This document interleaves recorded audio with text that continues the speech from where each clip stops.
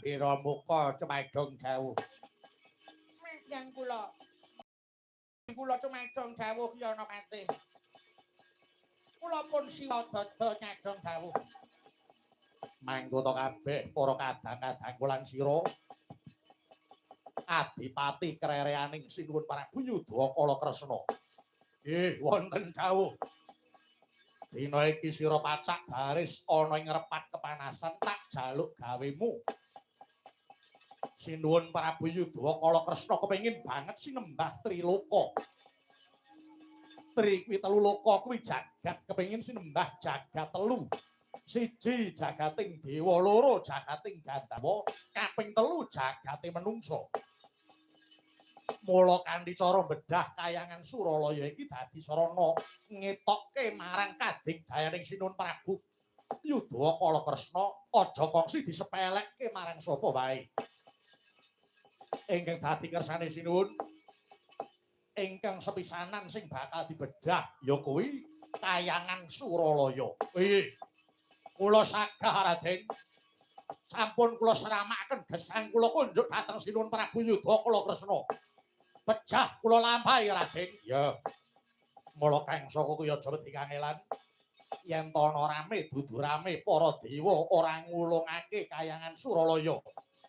Aja dadak padha kokean pitung kayangan Suralaya digawe sungsang bawana bali. Kagiat risang kapirangu. Rinangkul kinembet ambe.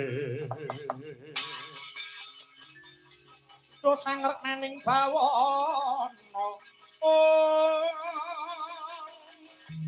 Ya situ kang walang ati, Ya situ kangen abeng tiap. Ya situ kang gugari. Oh.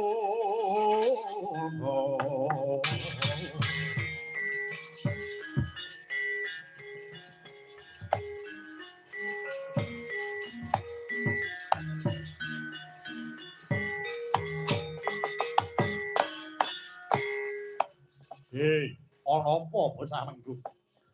Kepar matur Kinapati. Ketingalipun para dewa ngedalaken sarayan.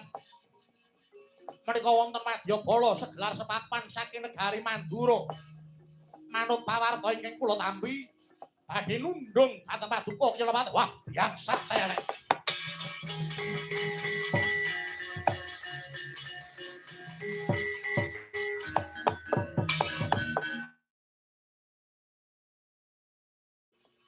Ngenteni marang wangsulaning dewa tinemune. Dewa ngurung jago iring kuning. Dewa duwe jago kineng nyingkirake Wadyabala saka Dwaraka Kawestri. Bocah Manggung, kula wonten dawuh mara metu njaba. Perintahna Wadyabala saka Dwaraka Kawestri methuke sing dadi serayaning dewa. Nggih, dateng sedika ngestaken dawuh Kinapati. Kumerkang bala lumaring. Lingkang Wadyabala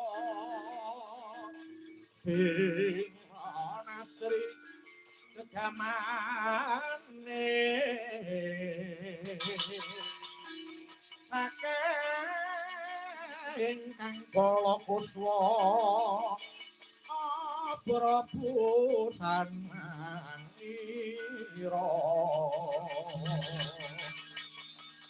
Pranyata wasriti nulu pingga mandraning puspita